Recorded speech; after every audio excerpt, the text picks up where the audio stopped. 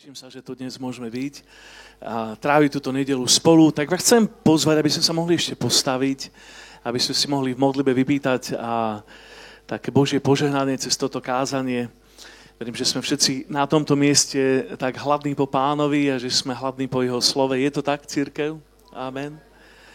Amen. Tak, drahý Ježiš, sme tu dnes ráno a pýtame si dnes také Tvoje požehnanie a Tvoje navštívenie. Páne, vyznáme Ti, že naozaj sme hladní po Tebe.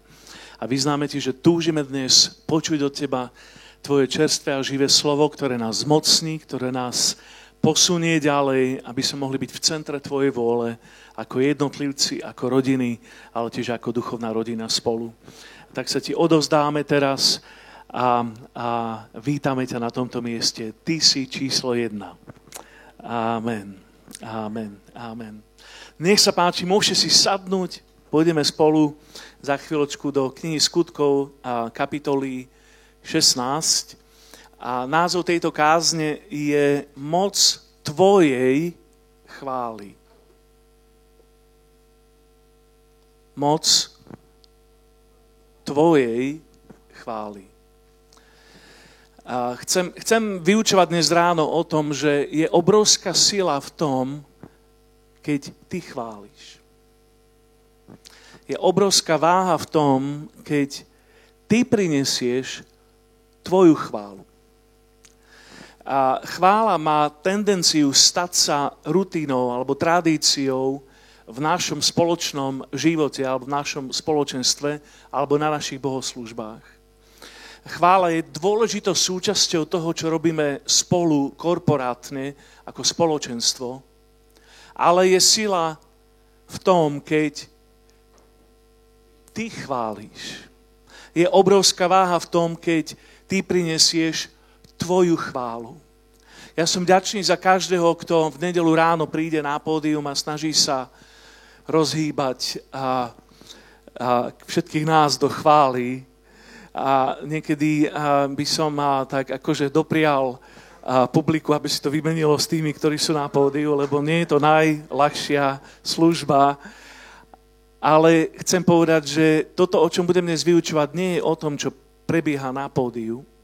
To, o čom budem teraz kázať alebo vyučovať, je to, čo v chvále prinášaš ty. Čo v chvále prinášaš ty individuálne do toho korporátneho, do toho spoločného, do toho, čo spolu Bohu dávame, čo do toho prinášame my individuálne. A Biblia je plná tých ilustrácií alebo vzorov, začína to dokonca na prvých kapitolách Biblie, tam, kde Kain a Ábel priniesli obeť Pánovi. Jedna dopadla úžasne, dym tej chvály alebo toho uctievania, tej obete prišiel až pred Pána a tú druhú obeť Boh neprijal. Je to zaujímavé, že Boh akoby rozoznáva medzi niečím a niečím iným.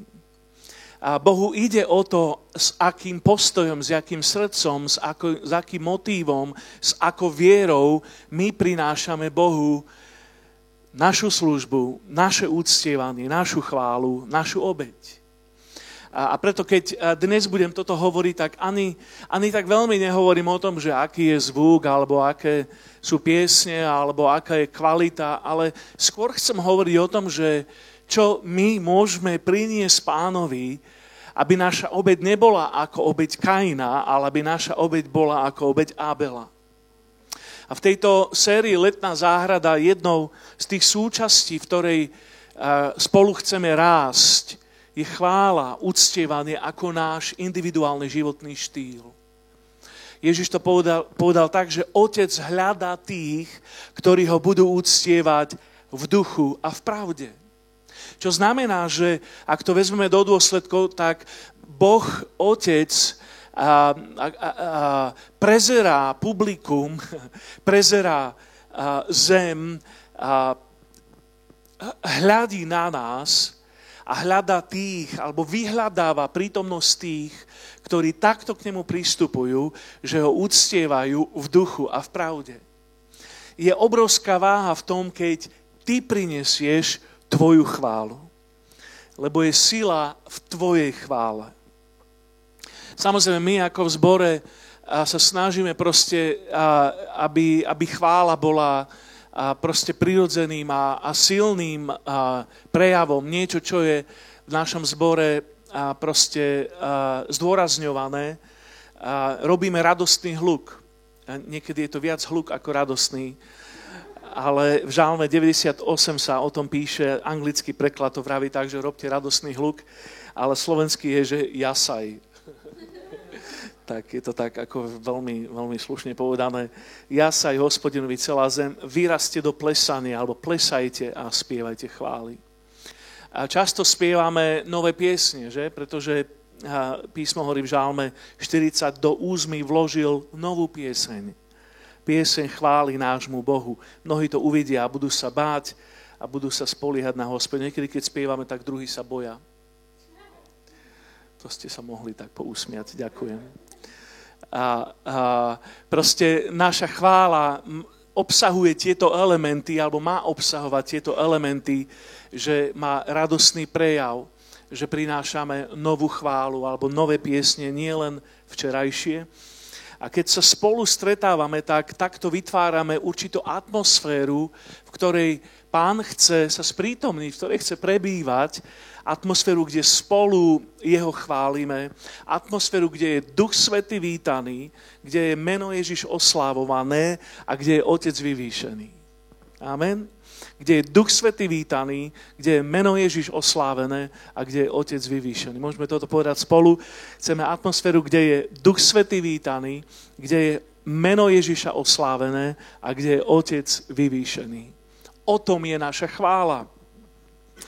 Všetci máme jedinečný vkus, jedinečný temperament, jedinečný štýl, jedinečný žáner alebo preferencie. Niektorí z nás majú radšej rock, iní majú radšej jazz, niektorí majú radšej blues, niektorí dokonca country. Aj vás má Boh rád. Ale keď sa spoločne spojíme, tak sa pridávame k jednej obrovskej pestrej, k pestrému prejavu, k oslave, ktorú spoločne prinášame pred Boží trón. Sme rozmanití. V zhromaždení, ako je toto dnes ráno, tak tu máme extrovertov a máme tu introvertov a potom máme ešte aj expertov. Niektorí chcú stáť, niektorí chcú sedieť, niektorí chcú klačať, niektorí chcú ležať, niektorí chcú skákať, niektorí chcú tancovať, niektorí si chcú písať, niektorí chcú kričať, niektorí chcú pískať a niektorí chcú jodlovať. A niektorí majú radi chvály štýlu Bethel, niektorí Planet Shakers, niektorí Elevation, niektorí Hillsong, niektorí Equippers. Niektorí majú radi černovský gospel, niektorí majú radi gospelový jazz, niektorí majú južanský gospel. Niektorí majú radi staré hymny, ako Drsný kríž, alebo mohol by som menovať mnoho, ja som odchovanec. A je rozdiel medzi tým, čo Bohu prinášame spolu ako zhromaždenie a je rozdiel medzi tým, čo Bohu prinášaš ty individuálne. Keď som sám, napríklad v aute, ja prešoferujem za rok asi 50 000 kilometrov a veľa z toho je tak, že som v aute sám, tak často si pustím chvály naplno a vrieskam na plné ústa, na plné hrdlo Pánovi. Neviem, či to robíte aj vy. Mám to nejakého spolupáchateľa, ďakujem.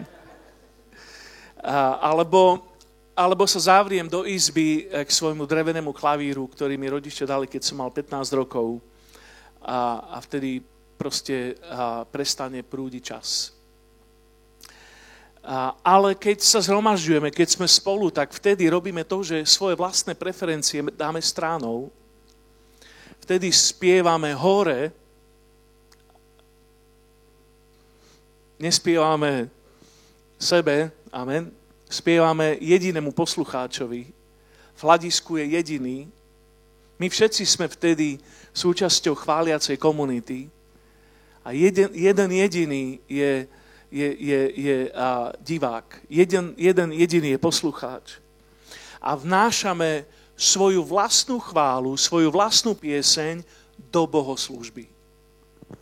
Predstav si to, že keď takto spolu prídeme, tak ja prinášam svoju iskru, ty prinesieš svoj plameň a spolu vytvoríme jednu veľkú vatru chvály. To je to, o čom chvála v cirkvi je. Potom sú to piesne, ktoré budujú vieru, piesne, ktoré sú vyhláseniami viery.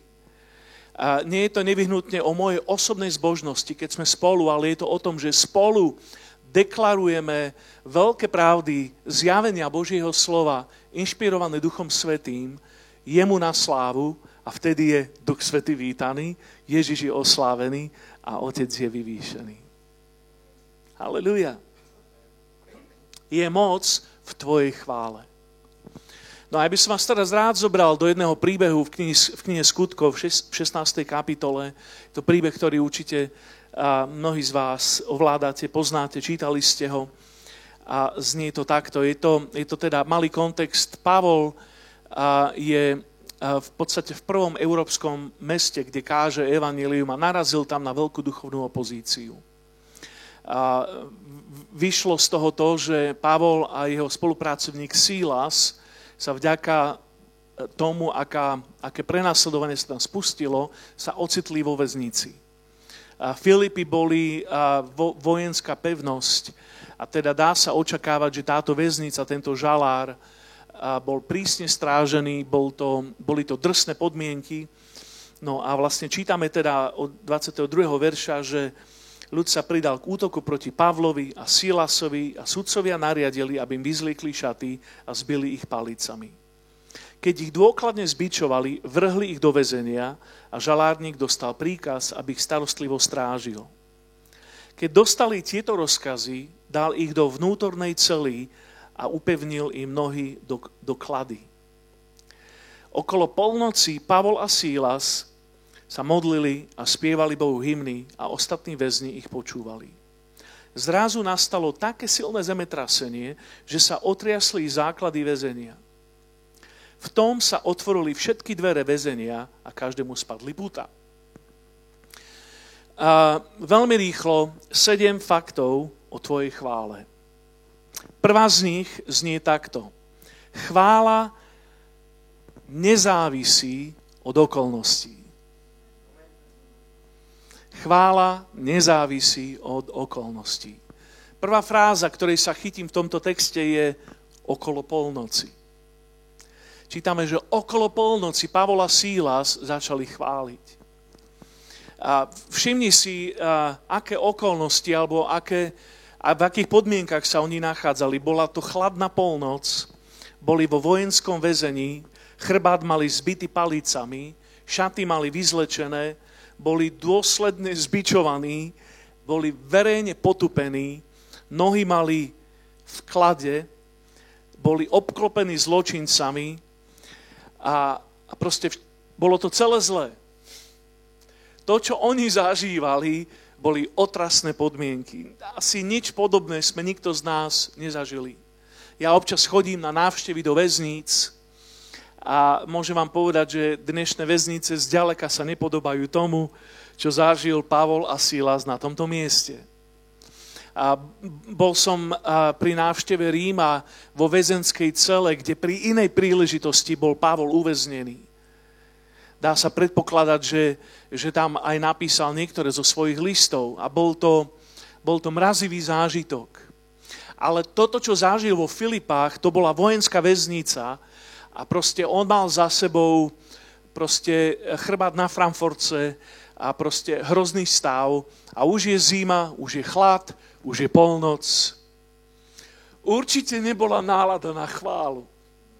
Určite vpredu nestal žiaden worship leader, ktorý by im povedal, tak poďme, teraz ideme chváliť Pána Ježiša. Toto bola jedna z tých situácií, keď si povie, že už to nemôže byť horšie a zrazu to je horšie. Zažil si to niekedy, keď si povie, že tak je to tak zlé, že to už nemôže byť horšie a vtedy zrazu je to ešte horšie. To je presne to, čo oni zažili. Počuj, tvoja chvála vždy odráža tvoju vášeň. Tvoja chvála neodráža tvoje okolnosti, tvoja chvála odráža tvoju vášeň. To, čo miluješ, chválíš. To, voči čomu si vášnivý, chválíš. Stačí sa ísť pozrieť na futbalový štadión. A ja teda nie som futbalový fanúšik, ale teoreticky to ovládam. A teda mám rád futbal, keď ho hrám, ale to už bolo dávno. A každopádne chvála je viditeľná na takom štadióne, pretože je tam vášeň pre konkrétny tím, pre konkrétnu hru, pre konkrétny zápas. Chvála vždy odráža našu vášeň. My do cirkvi prinášame svoju vášeň k Pánovi Ježišovi Kristovi a keď máme len aspoň trošku zjavenie o tom, kým on je, tak vidíme, že musí to zobudiť našu vášeň a vtedy naša chvála, nikto nás nemusí do nej tlačiť, nútiť, vyzývať, naša chvála je automatickým prejavom našej vášne, pretože reagujeme na zjavenie o tom, kým on je. Bez ohľadu na tvoj deň, bez ohľadu na tvoju náladu, bez ohľadu na tvoju výplatu, bez ohľadu na tvoju finančnú situáciu, akékoľvek podmienky zažívaš, chvála nie je závislá od tvojich okolností. Ak dovolíš pocitom, aby boli tvojim vedúcim chvál, tak tvoja vášeň bude čoskoro uhasená. Ja vám poviem také tajomstvo z môjho vlastného života. Väčšinu nediel sa mi nechce chváliť. Teraz som trošku klesol vo vašich očiach, ale to je OK. Si zvykám na to. Väčšinu nediel a moje emócie nie sú naštartované, že ja idem dnes chváliť Ježiša, halleluja. Ja nie som väčšinu nediel taký naspídovaný kazateľ, že teraz prídem do cirkvi a chcem. Väčšinu nediel som unavený. Väčšinou je to tak u mňa, že za víkend kážem 3, 4, 5 krát, nacestujem a hodiny kilometrov, neviem, či existuje taká veličina, že hodiny kilometrov, mám za sebou zaneprázdnený týždeň a to posledné, čo sa mi chce, je akože vyburcovať svoje telo ku dynamickej chvále. Väčšinu nediel nemám náladu na chválu. Väčšinu nediel mám taký pocit, že chcem dovolenku. A ja to aj hovorím slovenským kazateľom často, že keď ty prídeš domov po bohoslužbe a dá si obed, kávu, vyložíš nohy a zoberieš diaľkový ovládač, tak ja vtedy sadnem do auta, cestujem ďalšie 2,5 hodiny, aby sme v inej krajine mohli mať ďalšiu bohoslužbu každý týždeň. Väčšinu nediel a hlavne na tej bohoslužbe potom o 5. večer v Budapešti ja nemám náladu chváliť. Ale niečo prepne vo mne. Zaznie prvý akord. Niečo prepne vo mne. Viem vtedy, že už som nastavený, naučený, zvyknutý na to, že to nie je o nálade, to nie je o okolnostiach, to nie je o tom, čo bolo. To je o tom, že živý Boh je tu. Je to o tom, že jedno môže mať zbičovaný chrbát, nemám ho, mám ho len dolámaný z auta. Ale moja chvála nie je o okolnostiach. Moja chvála je o tom, aby Duch Svätý bol vítaný, aby Ježiš bol oslávený, aby Otec bol vyvýšený. Chvála nemá nič spoločné s okolnostiami. Chvála je jazyk neba. Chvála je, keď ochutnáš atmosféru okolo Božieho trónu. Chvála je, keď vstúpiš do jeho nádvorí. Keď vyhlasuješ jeho kráľovstvo, jeho vládu. Halleluja. Takže to je prvý bod. Chvála nezávisí od okolností. Môžeme to povedať spolu. Chvála nezávisí od okolností. Tu je druhý bod. Chvála je vertikálna a horizontálna. Chvála je vertikálna a horizontálna. Okay. Čítali sme, že o polnoci, to znamená, že nezávisí od okolností, Pavol a sílas. Vertikálna znamená, že ich chvála bola, že Pavol k Bohu. Amen. Ale tu si čítame, že chvála bola aj horizontálna. Bol tam Pavol a Sílas. Chvála má aj tento rozmer, že prinášame svoju chválu v tandeme, v skupine, v spoločenstve s ďalšími. Skúsme si predstaviť, že ako mohol vyzerať ich čas vo väzení. Namiesto toho, aby mali nohy v ponožkách, mali ich v klade. Chrbát bol zničený, už bola polnoc. Typujem, že mali asi takúto konverzáciu. Tak čo, bratu? Toto si čakal? A možno začali vylievať svoje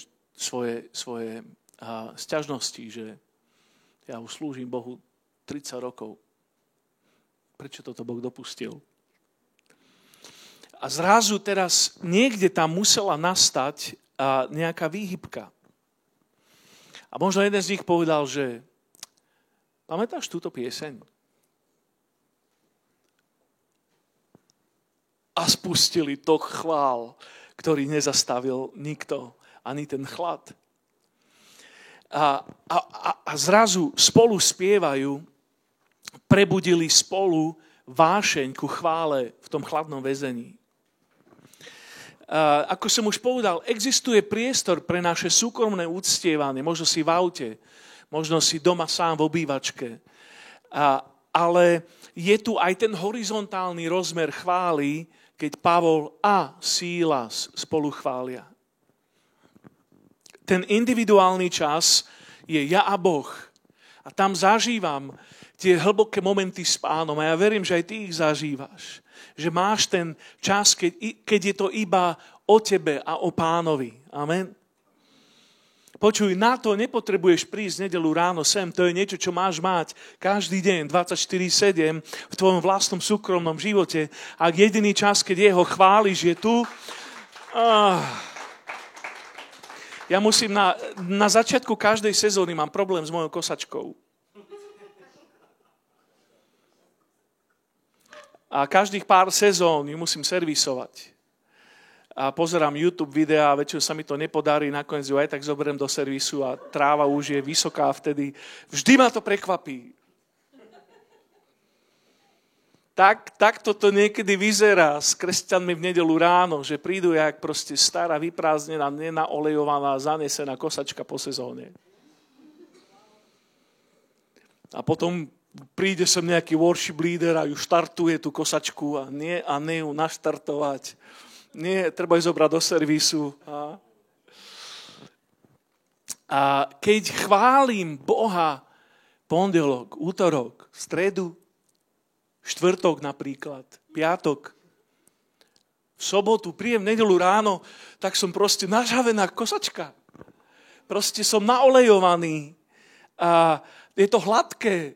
Netreba žiadne proste drastické štartovanie, že? Amen? Viete, o čom hovorím?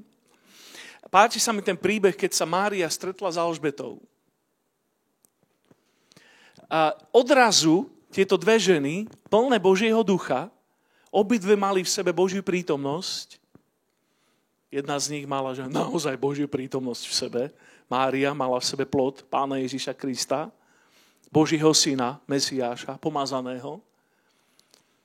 A teraz Alžbeta a Mária sa stretnú a zrazu proste vytriskne z toho chvála. Moja duša velebí Hospodina. Zrazu tie dve ženy, plné Pána, plné Božieho ducha, sa stretnú a žiadnu kosačku netreba štartovať, rovno ide chvála von. Toto má cirkev zažívať. Zdieľame bolesť a zdieľame aj chválu. My na Slovensku zvykneme ľahšie zdieľať bolesť. V tom sme dobrí. Keď niekto trpí, spolu s ním trpia všetky údy. 1. Korinským 12:26. Ale ak sa jedného údu dostáva cti, ten verš pokračuje, radujú sa s ním všetky údy. V tom sme horší. máme väčšie sklony ku pity party, než ku praise party, pre vás anglicky hovoriacich. Ľahšie vieme, ako sa polutovať, než sa vyburcovať ku chvále k Pánovi. Amen? Počuj, cirkev sme ako telo, vzájomne sme spojení v duchu, prechádzame vecami spolu. Tvoja viera, tvoja radosť a tvoja vášeň preskakuje na tvojho suseda. Je to chytlavé. Ale takisto aj moja nevera a moja depresia preskakuje na môjho suseda. Preto spolu vytvárame atmosféru, kde prebýva Božia prítomnosť. Chvála je vertikálna aj horizontálna. Efeským 5.19 vraví tak, že hovorte medzi sebou žálmami, hymnami, piesňami z ducha, spievajte a hrajte vo svojom srdci Pánovi. Medzi sebou. To je ten horizontálny rozmer chvály. Takže vášeň pre chválu je nákazlivá. Takže o polnoci, čo znamená nezávislo od okolností, Pavol a Sílas, čo neznamená je vertikálna, je horizontálna. Číslo 3, modlitba a chvála sú neoddeliteľné. Môžeme to povedať spolu? Modlitba a chvála sú neoddeliteľné. Tam sa píše, že o polnoci Pavol a Sílas sa modlili a spievali. Zdá sa, že v cirkvi zvykneme mať také dva tábory. Sú tam modliaci sa mystici a potom divní chváliči. Máme takých mystických modlitebníkov v cirkvi, proste to sú ľudia, ktorí milujú stráviť dlhé hodiny na modlitbách. A potom máme chváličov, ktorí sú tak trošku uletení. A zdá sa, že ako by sa to vzájomne vylúčovalo. Že tí modlitební mystici ako nemusia veľmi tých čudných chváličov a tí čudní chváliči pokladajú za čudných tých modliacich sa mystikov. Ale písmo tu Pavlovi a Silasovi hovorí, že oni sa modlili aj chválili. Keď sa modlíme, aj chválime, keď chválime, aj sa modlíme. Filipánom 4.6 to vraví tak, o nič nebuďte ustarostení, ale vo všetkom modlitbou a prosbou a ďakovaním, ďakujem Štefan, predkladajte svoje žiadosti Pánovi. Je tam aj prosba, je tam aj vďaka. Je tam aj modlitba, je tam aj chvála. Cirkev, potrebujeme mať vášeň aj pre chválu, aj pre modlitbu. Ak sa nemodlíme, naša chvála bude povrchná. Ak nemáš modlitebný život, tvoja chvála bude povrchná. Páne, chválim ťa, že si dobrý, že si poslal Ježiša. Ďakujeme za toto jedlo. Amen. To ako malé deti sa tak zvyknú modliť a chváliť, že? Pred polievkou. Naopak, ak nechválime, naše modlitby budú suché. Ak nemáme život chvály, tak naše modlitby budú deprimované. A 1. Tesaloničanom 5.16 a viac hovorí, vždycky sa radujte, neprestáne sa modlite, vo všetkom ďakujte, lebo to je Božia vôľa pre vás v Ježišovi Kristovi. Je tam aj radosť, je tam aj modlitba, je tam aj vďačnosť. Chvála a modlitba idú spolu. Takže pozrime ďalej tam na Pavla a Sílasa. Modlia sa vo svojej cele. Typujem, že proste tá modlitba bola taký povzdych, že Bože, pomôž nám, správ s tým niečo. Opierame sa o teba, prosia o jeho milosť. Prihovárajú sa za cirkev, modlia sa za väzňov, modlia sa za uzdravenie chrbta. Potom prichádza zmena, niečo akoby prepne a oni vojdu do chvály. Dávid toto mal často. V Žalme 42 o tom píše, že prečo si smutná, prečo si skormútená, prečo si zdeprimovaná moja duša. Prečo vo mne vzdycháš? A potom dokončí tú vetu, že ja ešte aj tak budem chváliť Boha. Modlitba a chvála. Takže o polnoci, čo znamená, že chvála je nezávislá od okolností, Pavol a Sílas, chvála je vertikálna aj horizontálna, modlili sa a chválili. Ideme ďalej.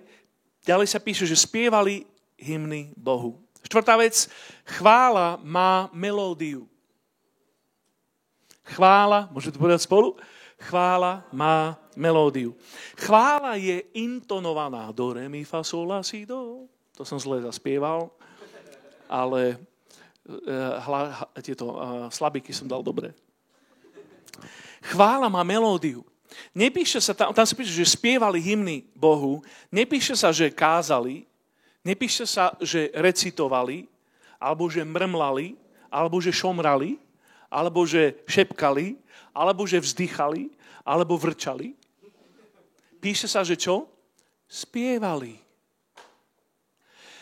Chvála má melódiu. Niektorí z vás máte veľmi krásny dar, mať melódiu. Niektorí máte trošku umenšený tento dar, mať melódiu. Ale každý z vás máte melódiu.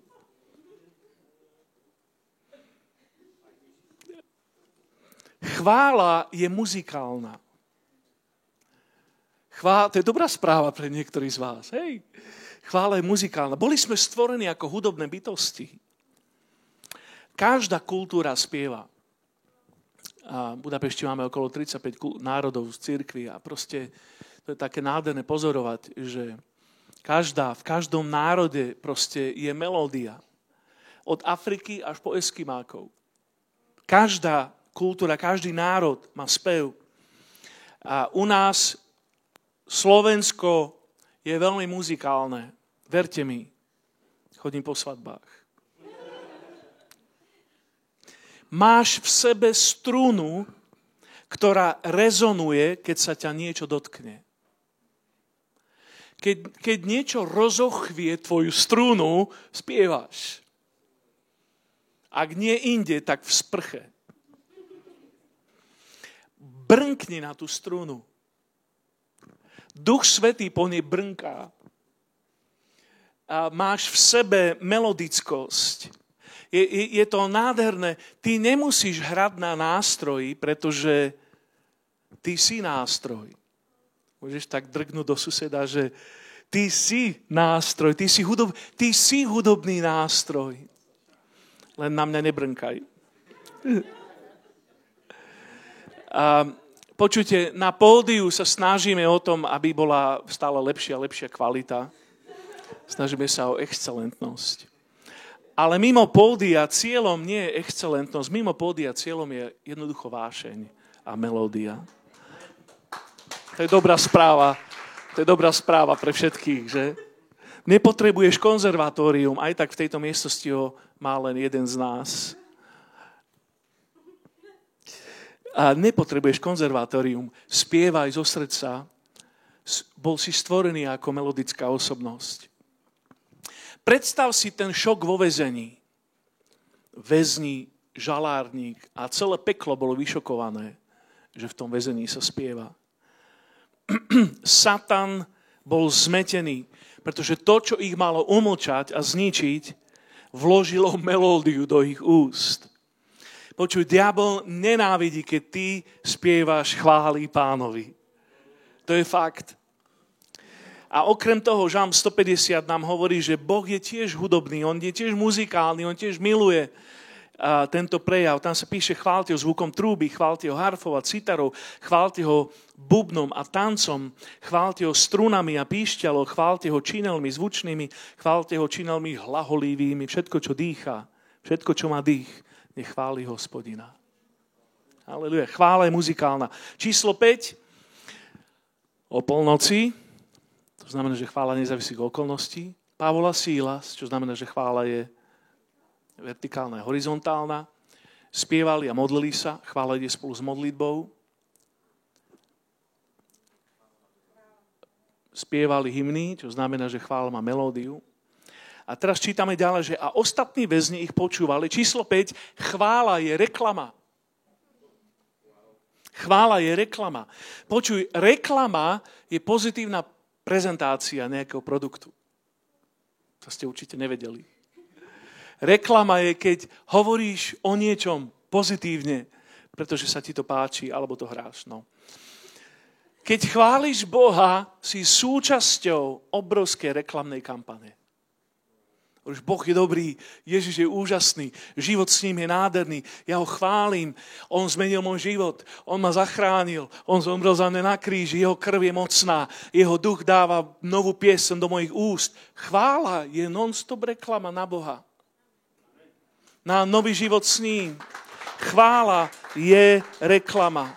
Spievame, aký úžasný je on, aký veľký je Boh, aký nádherný je Boh. On je najlepší. On je to najlepšie, čo má v živote. O tom sú piesne chvály.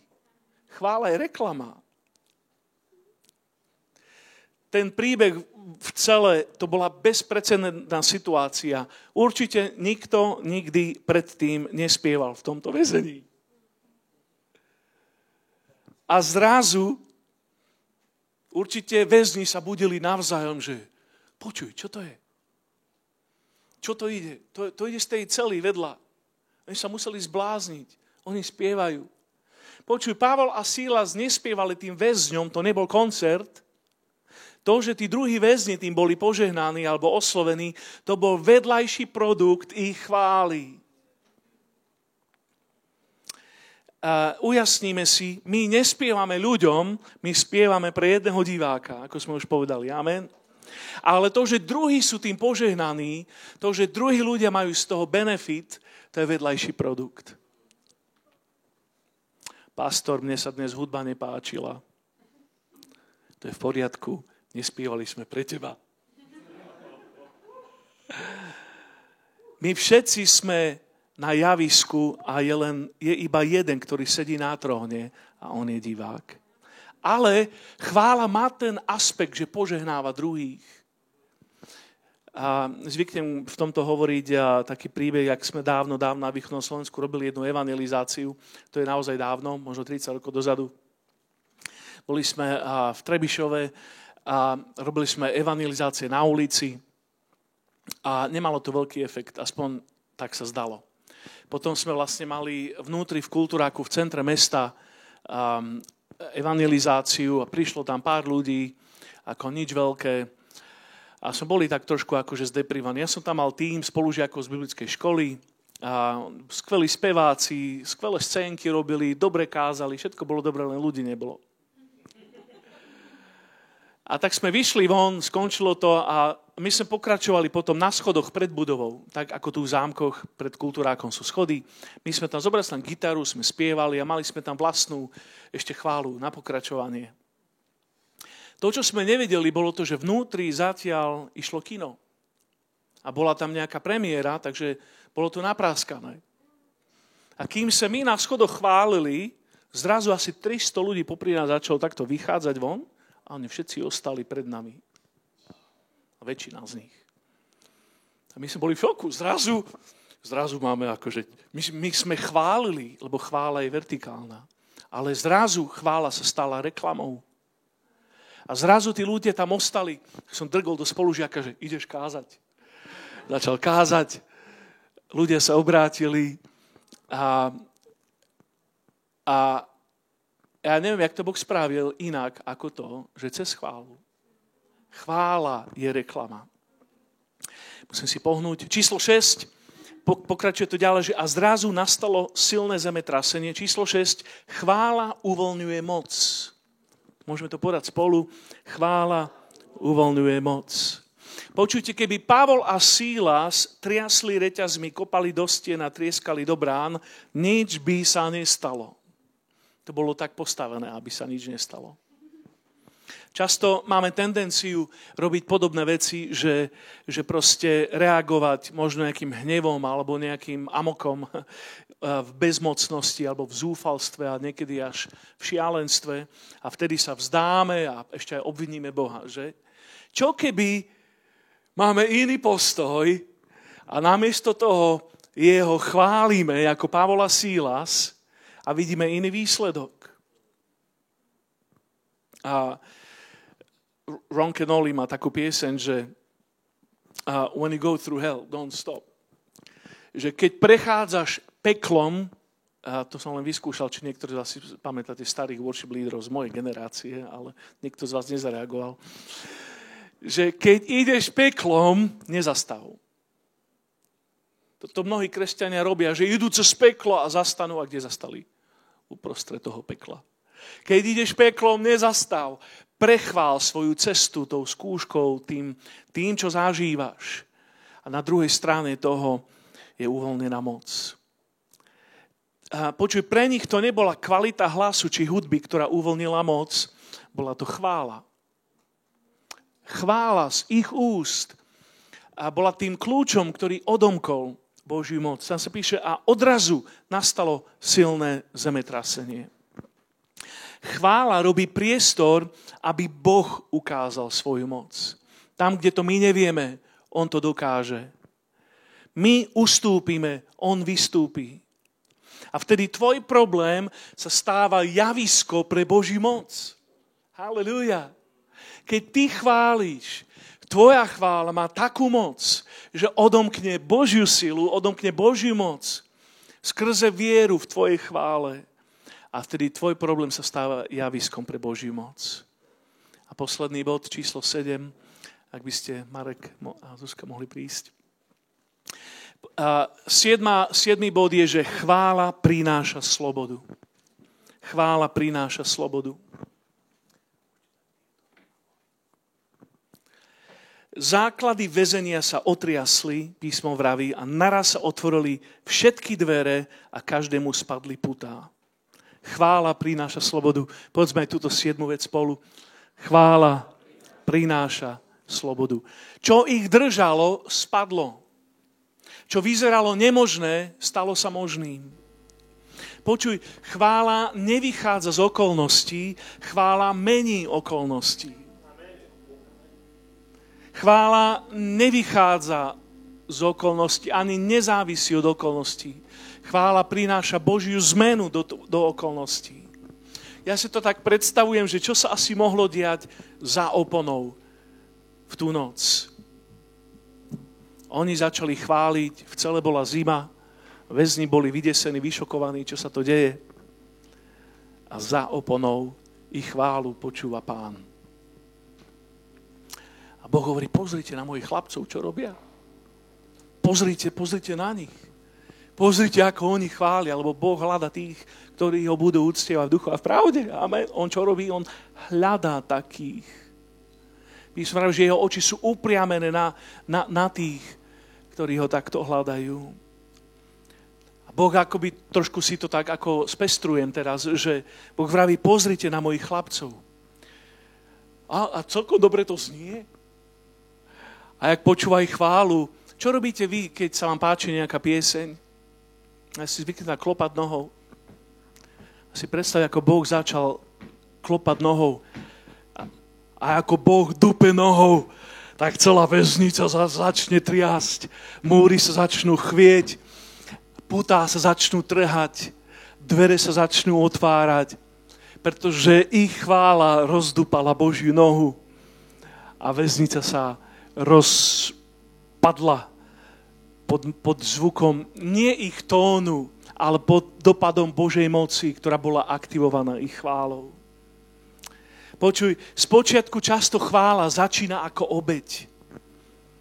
Keď sa ti nechce, keď cítiš silu tých okolností, keď si nastavený na tvoje pocity, ale zrazu, ako vytrváš, tak sa konektneš s Bohom, prepojíš sa s Bohom a cez ten kanál sa uvoľní Božia sila, ktorá potom zmení tie okolnosti, ktoré ti chvále bránili. Halelúja. Počujte, ako Slováci, my tak preferujeme takú melanchóliu. Také trošku debkové prejavy, že? Preferujeme takýto nejaký akože introvertný, emotívny prejav. Ale chvála je často proti našej kultúre. Chvála vychádza z nebeskej kultúry a potom preniká do našej. Žalm 30 hovorí, že môj nárek si premenil na tanec. Môj smútočný odev si zložil a opásal si ma radosťou, aby moja duša ti spievala, nebola nemá, Hospodin môj Bože, na veky ťa budem chváliť. Môj smútok si premenil na tanec. Inde v Žalme 137 sa píše, že pri riekach Babylona sme sedeli a plakali, keď sme si spomínali na Sion. Na vrby sme povešali naše harfy. Toto je obraz frustrovaných worship lídrov a worshiperov, uctievačov, ktorí zavesili svoje nástroje chvály na vrby. Naši väznitelia od nás chceli naše piesne. Naši mučitelia, to nie je reč o worship týme, naši mučitelia, si sa mali usmiať, ďakujem, chceli spevy radosti a vraveli, spievajte nám niektorú z piesní Siona. Ako by sme mohli spievať Hospodinovi v cudzej krajine. Ale potom Žalm 126 hovorí o zmene, ktorá prišla. Keď Hospodin navrátil zajatcov Siona, boli sme ako vo sne. Vtedy naše ústa naplnil smiech a náš jazyk jasavý spev. Vtedy hovorili medzi národmi, Hospodin učinil veľké veci s nami. Hospodin urobil veľké veci s nami, radovali sme sa. Navráť, Hospodine, našich zajacov ako potoky na juhu. Tí, čo sejú v slzách, budú plesať s jasotom. S plačom chodí ten, kto nesie semeno na siatie, ale príde s jasotom, keď nesie svoje snopy. Toto je Božie zasľúbenie. Halelúja.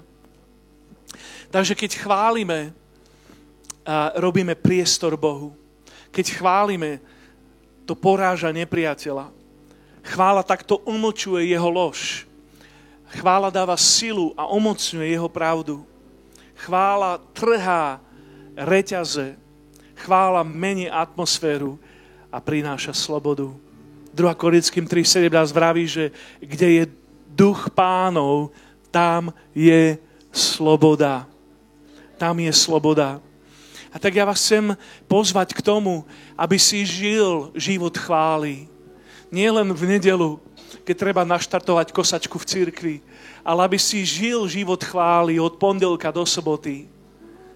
Ži život chvály, aby si mu spieval, aby si intonoval, aby si nechal tvoje hlasivky vibrovať chválu Pánovi. On si to používa.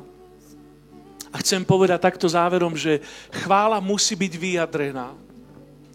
Nestačí, ak si myslíš, že Pán je dobrý, musíš to spievať, že Pán je dobrý.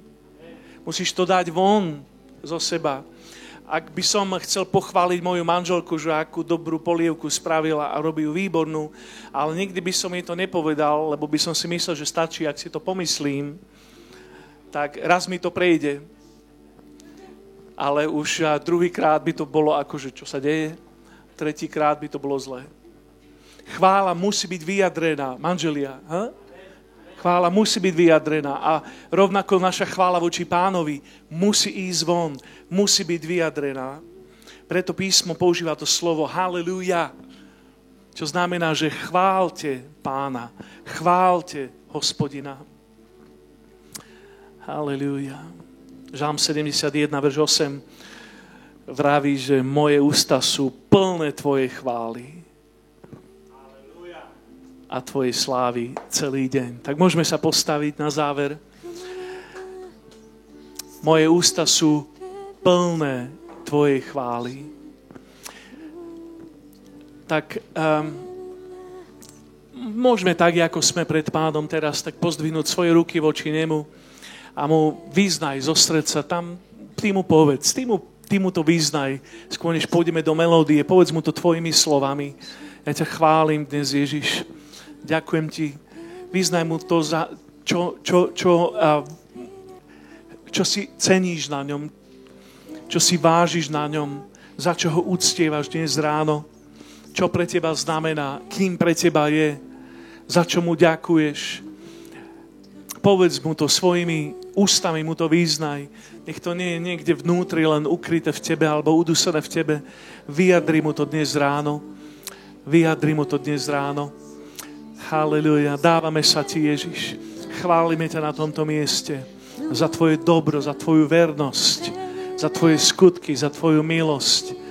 Halleluja. Páne, tak chceme zobudiť chválu v nás dnes ráno. Dnes na tomto mieste chceme zobudiť svojho ducha ku chvále. Halleluja. prebuď naše vnútro. Halleluja. Poďte, vyznáme túto chválu teraz. Svätý Duch, príď ako oheň a vietor, konaj v nás, s túžbou sa prebúdza naše vnútro. Premena, Svätý Duch, príď. Svätý Duch, príď ako oheň a vietor, ako vietor, konaj v nás, s túžbou sa prebúdza naše vnútro. Premena, Svätý Duch, príď. Svätý Duch, príď ako oheň a vietor, ty konaj v nás, s túžbou sa prebúdza naše vnútro. Premena, Poď, vyspievaj to znova. tvoj oheň nás prepáli a tvoj vietor prúdi v nás. Čo povieš, sa naplní a dotykom život dáš. Tvoj oheň nás prepáli a tvoj vietor prúdi v nás. Čo povieš, sa naplní a dotykom život dáš. Tvoj oheň nás prepáli. Halleluja. Tak chcem obrazne povedať, že akoby na tvoju strunu dnes tak trošku začal brnkať Pán.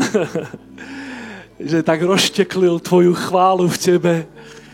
A ja ťa chcem tak pozvať, ak to dáme znova, tento jednoduchý odkaz. Je túto jednoduchú chválu, že rozozvuč ešte o strunu viac. Ty si nástroj. Rozozvuč tvoje vnútro, tvoje membrány, tvoje pľúca, tvoje vnútro, tvoj jazyk ku chvále, tvoje pery. Páne, tak dnes na tomto mieste vyznáme tvoju chválu, tvoju veľkosť a pýtame si, Bože, aby si boli cirkvou, ktorá ťa miluje, ktorá je vášnivá po tvojej prítomnosti a ktorá ti spieva chvály vrúcne s vierou a vidí, ako sa tvoja moc uvoľňuje, ako sú väzni oslobodzovaní. To je to, čo si pýtame. A tak ja na tomto mieste uvoľňujem túto takú novú dimenziu Božej prítomnosti a chvály a radosti jeho vášne uprostred Božieho ľudu. Páne, chceme ťa chváliť skôr, než príde prielom. Nielen ďakovať ti za dávne zázraky, ale chváliť ťa vierou vpred. Pýtame si to, Páne, takto žehnám každému jednotlivcovi od pondelka do nedele v Ježišovom mene. Halleluja. Každý nech povie amen, amen, amen. Poďme, dajme mu jeden potles na slávu.